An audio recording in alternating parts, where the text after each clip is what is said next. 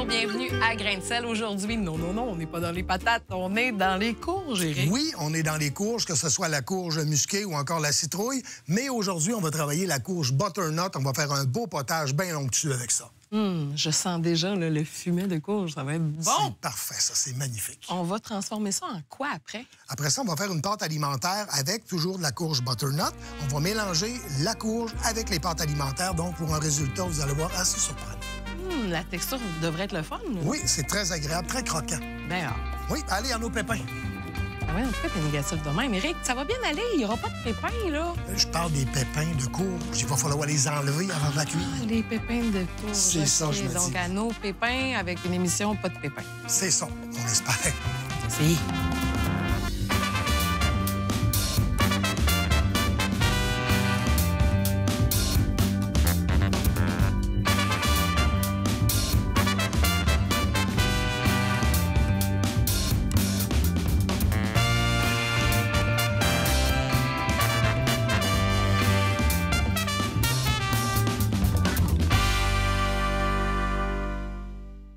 On fait le tour des courges aujourd'hui. On va en parler, mais il y en a une qui est à l'honneur, Éric, la courge butternut. Oui, la courge butternut, la courge classique un peu, hein? C'est celle-là qu'on retrouve un peu partout. C'est celle-là qui est la meilleure, à mon avis, pas mal aussi.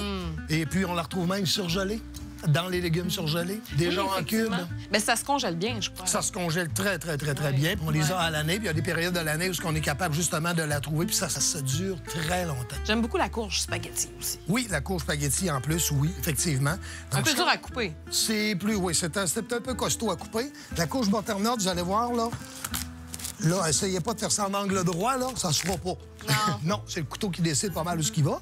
Fait que ce que je fais, c'est qu'on la coupe en deux comme ça. Et là, vous avez à l'intérieur la belle couleur.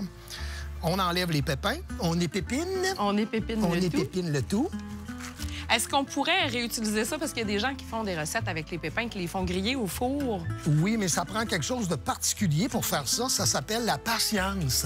Puis c'est pas tout le monde qui l'a, ça. Si vous avez des enfants, c'est un beau jeu, ça, pour les enfants. Oui, qu'ils soient tranquilles, là. On les met devant la télé, puis on leur demande d'épépiner. Ça fait le changement des jeux vidéo. Puis au niveau patience, voyez-vous, ça règle deux problèmes de patience.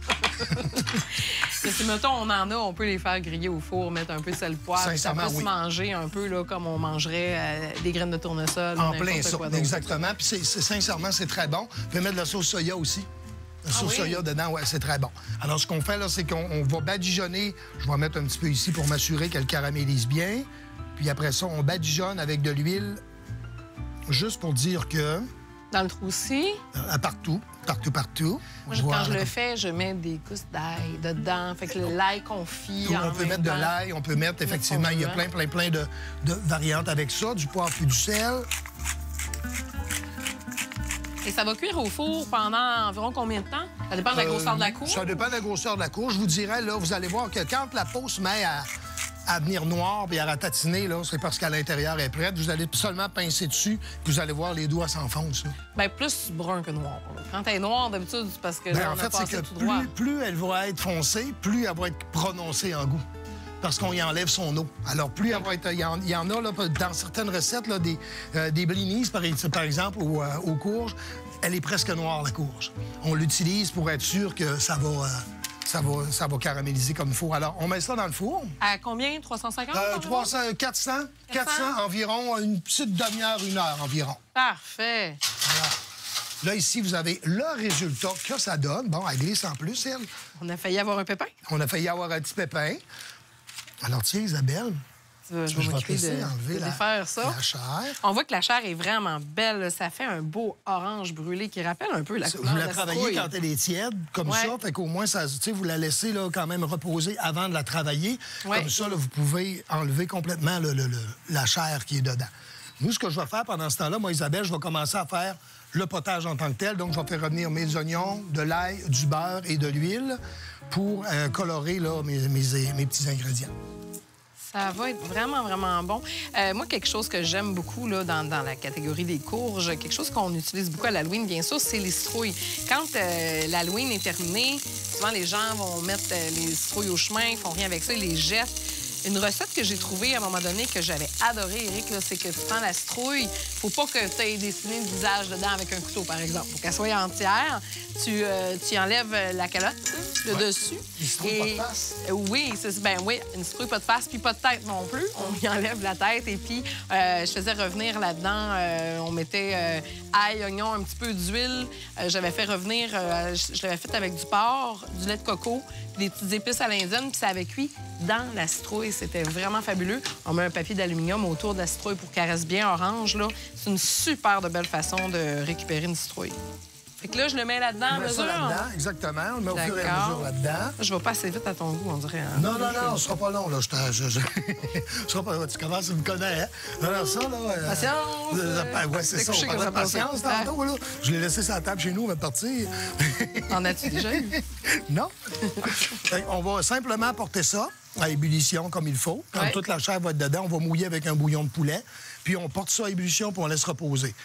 J'ai vu, Éric, que tu as mis un petit peu d'huile, tu as mis un petit peu de beurre. Dans le fond, là, quand on cuisine, là, je vois ça souvent, huile et beurre. Pourquoi on met les deux? La première des raisons, c'est que ça va empêcher votre beurre de brûler. OK. Puis le fait aussi de l'huile, ça va donner un goût qui est tout à fait, pas mal différent.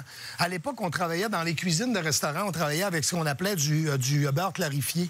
On a arrêté de faire ça, mais à l'époque, je me rappelle, là, lorsque j'ai commencé en cuisine, les chefs avaient des plats avec plein de beurre, puis que c'était gardé à température pièce, puis l'huile montait, puis on ramassait l'huile, puis on ne cuisinait qu'avec ça. Maintenant, on le fait plus. Parce que c'est trop dispendieux, évidemment. Donc, on travaillait plus avec ça. Mais en mettant l'huile, en mélangeant notre huile avec notre beurre, bien, ça donne un résultat qui ressemble un peu à ça. Puis pour ce qui est de la cuisson, là, tu sais, je veux dire, il y a des gens qui... Je les juge pas, là, mais il y a des gens qui cuisinent avec de la margarine. C'est parce que moi, j'aime vraiment le goût du beurre, je dois avouer. Il y a le goût du beurre, oui. C'est pas la même affaire quand on cuisine, quand on chauffe la margarine. Le résultat n'est pas toujours optimal. Le résultat n'est pas optimal. Par contre, au niveau des margarines, là, je vais mouiller avec mon bouillon de poulet. OK. Voilà, avec mon petit accent du Lac-Saint-Jean, là, mon bouillon de poulet. Voilà. Mouiller, là, dans le cas présent, quand on parle de déglacer, c'est qu'on met un petit peu de liquide dans le fond pour aller chercher des sucres. Que ça vienne s'évaporer. Exactement. Quand on parle de mouiller, c'est qu'on couvre l'aliment. Puis là, moi, ce que j'ai fait, j'ai mouillé. Pour en revenir à la margarine, c'est que là, maintenant, on a des margarines qui sont nettement supérieures là, à ce qu'on avait, nous autres, quand on était jeunes, la grosse margarine jaune. Là. On est capable, on a des margarines à l'huile d'avocat, on a des margarines à l'huile d'olive. Donc, je pense que c'est une question de goût. Je ne pense pas qu'un amateur de beurre va changer demain matin. Là. Moi, personnellement, je ne changerais pas. Sauf que pour cuisiner, pour travailler avec la margarine, je suis très à l'aise avec ça. Bien, avec les nouvelles margarines, parce que les margarines d'avant, si vous n'avez déjà fait chauffer, ça explose. Ça explose parce qu'il y a de l'eau, puis c'est un mélange d'huile aussi. Il y a une émulsion qui se fait là derrière ça. Fait que dans votre livre de margarine, là, vous n'avez pas tant de margarine que ça, là. Parce qu'il y a comme une émulsion là-dedans. Là. Mais tu sais, sauf qu'au niveau du travail, je pense qu'on se rapproche d'un produit relativement de qualité. Mais le beurre, quand même. On a juste en mettre moins, mais moi, j'aime beaucoup travailler avec le beurre. À partir du moment où c'est monté à ébullition, on va passer dans un mélangeur, soit le bras mélangeur ou soit carrément le mixeur, finalement, là, pour être capable d'arriver à une texture assez égale, assez crémeuse. Et si c'est pas assez crémeux, là, à ce moment-là, vous allez pouvoir me la féculer un peu. Moi, j'ai toujours préconisé la fécule de maïs à la farine. Tu sais, on peut faire une pommade, ce qu'on appelle un roux. C'est un mélange de farine et de beurre qu'on mélange ensemble puis qu'on épaissit avec ça. Donc, j'ai toujours pris ce qu'on appelle un beurre manié. Ce que je préfère beaucoup, je préfère beaucoup la fécule. Vous avez fécule de maïs, fécule de pommes de terre, fécule de riz. Vous en avez un choix, là. Ça, d'ailleurs, quand on voit fécule, parce que souvent, ça va être écrit fécule de pommes de terre dans une recette ou fécule de maïs, peu importe, de la fécule, c'est de la fécule. Si écrit une cuillerée à thé de fécule, peu importe si c'est maïs, ça fait pareil. Ça fait pareil. Il y en a qui sont différentes. La fécule de manioc, particulièrement, là, c'est une farine une fécule, pardon, ça sert, là. C'est quand vous mettez ça d'une sauce, là, vous en mettez une cuillère à thé, puis chou! C'est 2 cuillères à soupe, chou! Puis 2 cuillères à thé de ça, là, puis tu refais ton sous-sol. S'il y a du ciment brisé, tu fais ton sous-sol. C'est terrible. C'est pas ça l'idée. C'est pas ça l'idée. Ça commence déjà. Oui, ça commence déjà. Alors, ce que je vais faire, j'ai préparé déjà une belle base parce que le temps que ça va prendre, il faut y donner un coup d'ébullition quand même. Combien de temps ça va cuire, tout ça? On va porter à ébullition jusqu'à temps que les oignons deviennent transparents. OK. Si votre visite arrive, c'était pas annoncé puis ça presse, vous avez de la courge, vous allez couper vos oignons plus petits. Parfait. Fait que si c'est de la bruminoise d'oignon, là, 15 minutes, c'est terminé. Donc, vous épaissez ça, vous mettez de la crème. Moi, je suis un grand crémeux. Non seulement je suis un crémeux, mais je suis un crémeux gras. Fait que crème 35 Vous pourriez y aller avec de la crème aussi. Moi, je suis vraiment team crème 15 pour cuisson, qui est aussi épaisse que la 35 qui est un peu moins grasse et qui est fabuleuse quand on la cuit. Si vous voulez réduire le pourcentage de gras un peu, la 15 pour cuisson, je suis vraiment, moi, 15 Mais je me sens pas tellement coupable, moi, de la 35. Non, je me sens pas coupable du tout avec ça.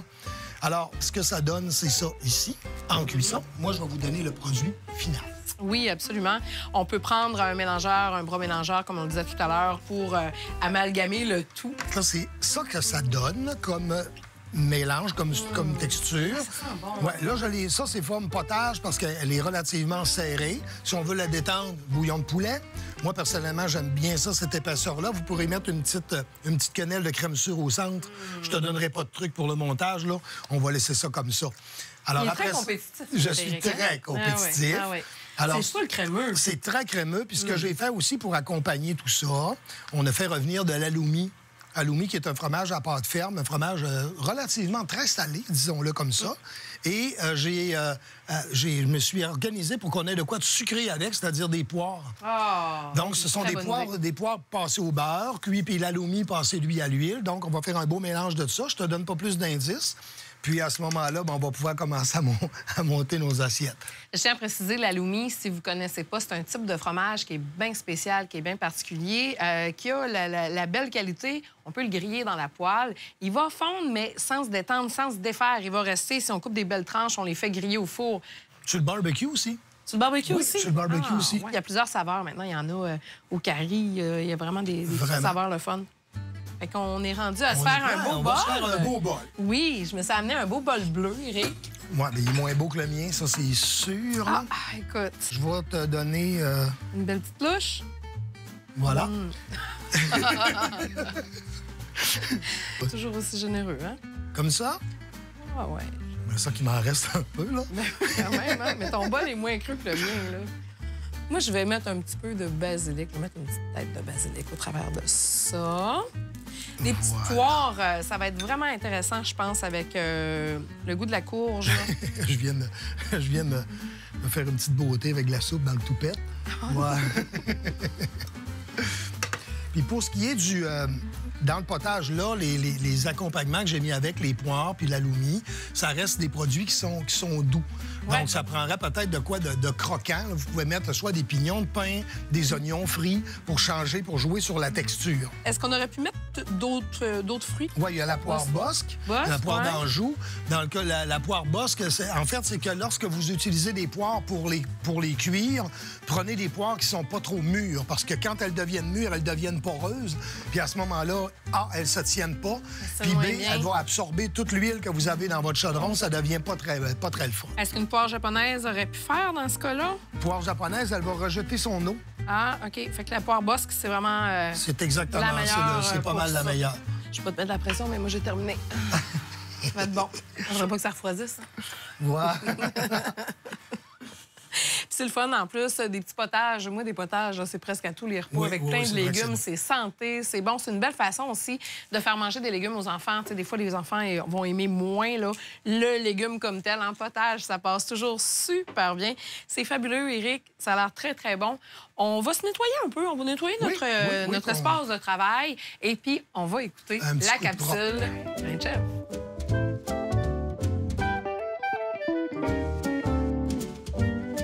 Capsule Grain de Chef aujourd'hui, on parle à vous, les bébites à sucre à la maison, puisqu'on démystifie les sucres, Éric, les variétés. Oui, les variétés, le sucre blanc, le sucre brun. On va y aller avec un standard au niveau des sucres liquides. On va y aller avec le miel puis le sirop d'érable. La différence entre le sucre blanc et le sucre brun, Éric? Le sucre blanc est un sucre qui a été raffiné, qui a été transformé pour donner une belle couleur blanche, un peu comme la farine, de façon chimique, pour arriver à ce résultat-là. Et puis, pour ce qui est de l'utilisation, à quel moment on utilise, par exemple, le sucre blanc, le sucre brun? versus le miel de sirop d'érable? Les sucres liquides vont être utilisés dans des préparations froides parce qu'il n'y a pas de dissolution à faire. Quand on travaille avec des solutions plus chaudes, comme des marinades chaudes ou encore des sauces qu'on va rajouter du sucre, à ce moment-là, on y va avec un sucre granulé parce que c'est pas grave, il va se dissoudre. Donc, le sucre se retrouve partout dans nos recettes. Si on ne peut pas en manger, il existe quand même des alternatives. Oui, il y a des alternatives. Il y a des édulcorants pour ça. Il y a ce qu'on appelle la sucralide de base. Il y a aussi le fruit des moines, qui est un sucre bien spécial, qui coûte relativement cher, mais qui fait vraiment le travail.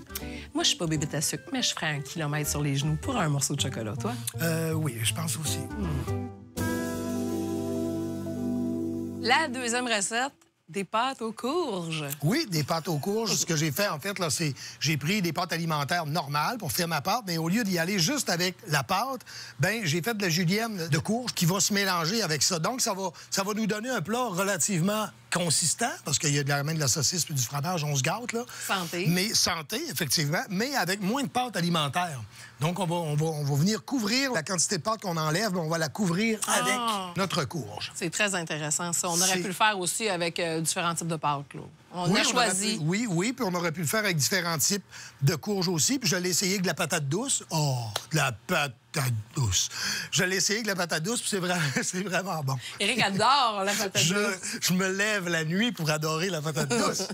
Alors, donc, on commence avec quoi? On commence avec, je vais mettre un petit peu d'huile, un petit peu de beurre. Un petit filet d'huile. Un petit filet de beurre, un petit filet d'huile, puis je vais mettre mes oignons hachés. Veux-tu, Isabelle, me couper la saucisse en morceaux, dans le cas présent, là, de la merguez? Oui. Vous y prendre un peu, ce que vous voulez comme saucisse. Là. La merguez, c'est très bon. Avec le mélange qu'on a, ça va être très bon. Bien, avec le feta, la merguez feta, c'est un mix incroyable. C'est un excellent mix. Mais tu sais, on aurait pu, mettons qu'on n'aime pas la merguez parce que ça a un goût quand même prononcé, épicé. Moi, c'est justement ça que je préfère, en fait, dans la merguez. On aurait pu mettre de la sauce italienne, mettons. Sur les italiennes douces, oui. Puis ceux-là qui sont vraiment trinqués, là, on peut y aller avec de la saucisse buffalo ou italienne forte, là. Okay. Ça commence à... Ça donne chaud ou tout pète. On aurait pu aussi, si mettons qu'on n'est pas tout saucisse, on aurait pu mettre du lardon. Le lardon, ça fait pas mal toujours partout. Hein? Oui, on aurait pu le faire avec du... je suis pas capable de le dire, là. Du tofu. Du tofu. Ça y fait mal de le dire. J'ai la misère à le dire. Mais on aurait pu le faire sincèrement avec du tofu. Ça aurait fait on aurait pu pas le faire avec du tofu aussi. on peut ne pas le faire avec du tofu. Oui, effectivement. Donc là, ici, on fait sauter nos oignons. Ça sent vraiment bon. Oui, on fait sauter nos oignons dans du beurre avec de l'huile, de l'ail.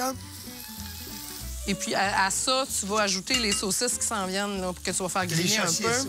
Oui, exactement. Ça s'en vient. Ne te décourage pas. Ensuite de ça, on va servir ça. Tu vas servir ça, tu vas amalgamer ça. Ça va cuire pendant ta cuisson? Exactement. En fait, c'est pas une pâte qu'on va faire avec un paquet de sauce. Là. On va simplement mettre un peu de crème, un peu de vin blanc. On va tourner ça ensemble, puis on va mettre ça dans l'assiette. C'est pas des sauces qui baignent dans de la crème, ça. OK. C'est pas des pâtes, pardon, qui baignent dans de la crème. OK. J'ai de la suite dans mes idées, mais la suite est partie prendre un café, on va revenir tantôt. Elle t'a pas donné le plan. C'est ça, elle m'a pas donné le plan. Regarde, écoute, organise-toi ça, je vais aller faire un petit tour. Voilà. Alors, on fait revenir ça. On peut refaire griller les saucisses un peu parce que ça leur donne encore plus. C'est en plein ça. Exactement. Puis, on va rajouter les ingrédients en fonction du temps qu'ils vont prendre à cuire. C'est-à-dire que là, j'ai mis les oignons, la saucisse, c'est ce qui va être le plus long. Ouais. Après ça, je vais y aller avec les courges, puis après ça, les épinards. La dernière chose que je vais chauffer, c'est les épinards puis les pâtes. Parce qu'ils n'ont pas besoin de cuire, ils ont besoin d'être chauds. Ils sont déjà cuits. Dans le cas présent, les pâtes, oui. Oui. Dans le fond, tes courgettes sont crues. Ils vont cuire parce qu'elles sont en julienne. Ça va cuire quand même assez rapidement. Ils sont cuites. Oui, ils sont cuites. Ils sont cuites. Parfait. Ils sont cuites. Fait qu'on va simplement les tourner comme ça. Puis après ça, on va tourner. Moi, comme je te dis, je vais mettre un petit peu de pâte tomate. Ça va faire comme une petite sauce rosée un peu. Ah, pour que, oui, ça donne une petite teinte. C'est ça donne une petite teinte. Alors, on laisse mijoter comme ça, si vous saviez à quel point ça sent bon. L'oignon, l'ail avec la merguez en plus. Là. Puis le feta, je vais le garder pour le mettre vers la fin pour qu'on prenne des morceaux de feta, qu'on se ramasse pas avec du feta fondu dedans. Est-ce que tu veux que j'émiette? Oui, alors émiettons le feta, cher. Allons donc. Fait que là, ça sent bien. Qu'est-ce que tu fais, toi, avec... tu sais, quand on ouvre un paquet de feta, là, qu'est-ce que tu fais avec le jus du feta, toi? Le jus de feta, s'il n'est pas corrompu, ce qu'on appelle corrompu, c'est-à-dire que si vos enfants arrivent de l'école, puis ils ouvrent la boîte de feta, le pot de feta, puis ils se mettent les doigts dedans pour en manger, il est corrompu. Si vous faites attention, vous prenez votre feta avec des ustensiles, il n'y a pas de cochonnerie dedans. Cette saumure-là, en tant que telle, c'est de l'eau avec du sel. C'est pas compliqué. Il y a parfois des éléments stabilisateurs dedans, là. C'est de l'eau avec du sel. Vous pourriez mettre des bocconcini là-dedans. Vous pourriez mettre même du cheddar. Tu pourrais faire peut-être aussi... Est-ce que tu pourrais faire macérer quelque chose là-dedans? Oui, vous pourriez faire macérer quelque chose là-dedans. C'est sûr que, comme je vous dis, le danger de ça, c'est qu'il faut s'assurer que la saumure soit en parfaite condition. C'est intéressant ce que tu dis parce que moi, je suis vraiment une tripeuse d'olives noires, là. Vous savez, les gros pots d'olives noires Kalamata, c'est incroyable, j'aime ça. Et puis, pendant longtemps, je comprenais pas pourquoi, j'arrivais pour prendre des olives dans mon pot, puis là, soudainement, il y avait une espèce de petite pellicule blanche, puis il y a quelqu'un qui m'a dit à un moment donné, bien, c'est sûr que si, mettons, tu rinces ta cuillère puis qu'il y a une petite goutte d'eau, faut pas qu'il y ait aucune eau qui rentre là-dedans, parce que ça fait comme... Ça fait pourrir le mélange. Je pense que c'est un peu le cas de tout ce qui a une genre de saumure. Fait qu'il faut absolument pas qu'il y ait d'eau dans le contact. C'est délicat, effectivement. Ouais. Alors là, j'ai rajouté les courges. Oui, j'ai fait sauter tout simplement. Sauter un petit peu. Là, en cuisine, tu l'as, la technique, hein? C'est pas parce que je suis bon, c'est parce que je suis habitué. 20 ans de pratique. Là, dans la cuisine, là, étant donné qu'on serait dans un restaurant, on se dirait, oh, manque de couleur. Là, je vais approcher les épinards, ça va donner du vert. Je vais mettre un peu de pâte de tomate, ça va lui donner un petit peu une petite couleur rosée avec ça. Épinards, vraiment très, très, très bon dans des pâtes, bon pour la santé. Et comme tu dis, ça rajoute de la couleur. Je peux les envoyer directement? Oui. Mais là, tout de suite, je vais rajouter les pâtes avec ça. C'est à ce moment-là qu'on ajoute la pâte de tomate. Exactement. La pâte de tomate, une petite affaire de vin blanc. On l'entend, là, il est content. Là. Quand on y rajoute son vin blanc, il devient heureux. Quand tu parles, tu sais, les termes en cuisine, quand tu parles de déglacer, c'est exactement ce que tu viens de faire avec le vin blanc. C'est la saucisse qui a fait des marques au fond, elle. Puis... J'ai enlevé mes gants, je pense, hein? C'est terminé. Ah, la belle crème. La crème qu'on a mis actuellement, tu disais tout à l'heure que toi, tu étais vraiment une adepte de la 35. Moi, je suis une adepte de la 15 pour cuisson. Moi, je suis assez 35, moi, je vais t'avouer. Est-ce qu'on pourrait utiliser, mettons, là, je sais pas, on est à la maison, moi, je me pose des fois la question, y a-t-il des crèmes qui se chauffent pas? Tu sais, comme la crème à café, est-ce que tu aurais pu dire, hey, moi, j'ai un restant de crème à café? Bon, on sait que c'est plus liquide, la crème à café, mais si, mettons, t'es mal pris, est-ce qu'il y a des crèmes qui peuvent pas être chauffées? Bien, la crème, ça dépend avec quoi vous le chauffez. Il y a des crèmes qui tiendront pas à chaleur à la base. La crème à café, elle ne tournera pas parce qu'elle est faite pour aller dans le bouillon chaud. Mais vous avez la crème 15 normale. Si vous lui donnez un coup de chaleur, elle va faire des petits motons. Puis ça, vous avez bien beau passer ça au blender, à faire ce que vous voulez, là. Ça va y prendre quelques minutes, puis elle va revenir à son état avec des petits motons dedans. Oh, la crème 35 la crème cuisson 18 ce sont des crèmes qui ont eu des additifs dedans. Quand c'est écrit cuisson, c'est des crèmes qui ont des additifs dedans pour qu'ils soient capables de tolérer encore plus la chaleur. Donc, à ce moment-là, vous ne pouvez pas faire de la crème fouettée avec la crème 35 cuisson. Non, parce qu'elle est traitée. Non, c'est ça. Alors, on touille. On touille. Avec la pâte de tomate, c'est vrai que ça ajoute quelque chose, une belle petite couleur. Fait qu'on fait juste tourner, on fait juste tourner ça. Là, on va rajouter notre feta. Puis si on a rajouté là, un peu de feta, des fines herbes, c'est là que vous faites votre... C'est là que la magie s'opère, finalement. Maintenant, est-ce que tu veux que je mette un peu de feta? Oui, mais une petite affaire, puis je sais que tu vas en mettre sur ton assiette pour la décorer. C'est parfait, ça. Ça aurait été beau avec des olives aussi. Je sais, j'y ai pensé tantôt. On parlait du jus de feta tout à l'heure. Moi, je fais ça souvent, comme ça, à la dernière minute. Des fois, quand le mélange, des fois, on met des fromages avec les pâtes, puis là, on se dit, il me semble que c'est épais. Bien, au lieu de rajouter de la crème, des fois, je mets un peu de crème, puis je mets un peu de jus de feta qui va remplacer le sel aussi, parce que le jus de feta, il est très salé. Fait que c'est vraiment, vraiment intéressant à utiliser dans la cuisine, dans les recettes aussi, là. C'est beau. Pas plus compliqué que ça, puis la garniture va être sur le dessus. Je te laisse trouver ton assiette. Oui, moi, en fait, je vais faire quelque chose. Dans la première recette, on a fait un beau potage de courge. Bien, moi, je vais aller amalgamer ça à ça pour me faire une petite sauce avec ça parce qu'on peut décider. Moi, je suis type très, très sauce. C'est que je vais ajouter un petit peu de potage de courge dedans. C'est une excellente idée. Bien, je pense que oui. Je pense que ça va être bon. On aime ça très crémeux. Tiens, voilà comme ça ici. Oh, que ça a l'air bon. Ça a l'air très bon. Excuse-moi, je viens me coller un peu, là. Ah, hein? Voilà pour ça ici. Je vais reprendre quelques petites saucisses. Ben oui. J'ai très hâte de goûter à ça. Et puis, à ça, bien sûr, après ça, là, on peut rajouter l'espèce de fromage de notre choix. Toi, tu as rajouté du parmesan. Oui.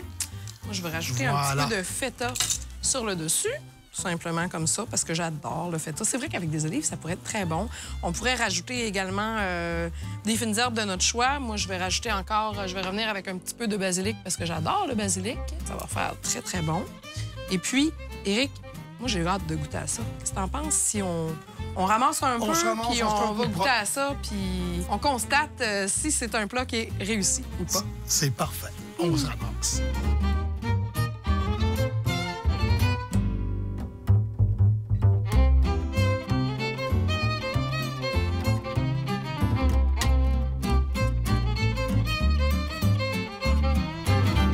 Yum, yum, ça a l'air vraiment bon. La courge butternut qui était à l'honneur dans le potage, Éric. Oui. Avec le petit goût de poire, le petit fromage halloumi, ça va être délicieux qu'on a transformé en pâte. Si jamais il nous reste du potage, on pourrait faire quoi avec? Bien, le potage, toi, tu l'as fait d'ailleurs, hein? Oui, moi, j'ai pris ça, puis j'en ai mis les mélanger dans mes pâtes pour faire plus crémeux encore. Oui, effectivement. Puis au niveau du mélange de saucisses, mais si vous n'avez pas de pâte mélangée avec, vous avez juste les courgettes, par contre, vous pourriez mettre ça sur du riz. Vous pouvez mettre ça dans des pizzas. Sur le dessus d'une pizza, ça serait très bon. Bonne idée. Ou encore d'autres pâtes, là, soit du ravioli, ou, mais c'est assez utile. Ça peut se congeler? La soupe se congèle, oui, effectivement. Très toujours bien. La même affaire, dégèle au frigo. Bon, OK, trêve de blabla. Trêve de blabla, on mange. C'est le temps de manger. Moi, je vais goûter à ça. Là. Goûter à ça? Wow, oui. Ah oui, vraiment. Est-ce qu'on invite l'équipe à venir goûter aussi? Attends un peu, on va en prendre quelques bouchées avant. Là. Ouais, c'est vrai que quand ils arrivent, les autres, là, ils ont faim. Hein? Ah, c'est très bon. Ah ouais, j'aime ça. Ben oui, dépêchez-vous, hein, parce que... Des petits morceaux. Non, c'est bon, ça. D'halloumi, là, avec ça. Vraiment. Là. Ah oui. C'est très, très bon. Moi, le halloumi est tellement... Ben oui. Oui, on se sert. Un dernier petit pépin pour la route? Un petit pépin pour la route? Ça prend pas de chance, hein,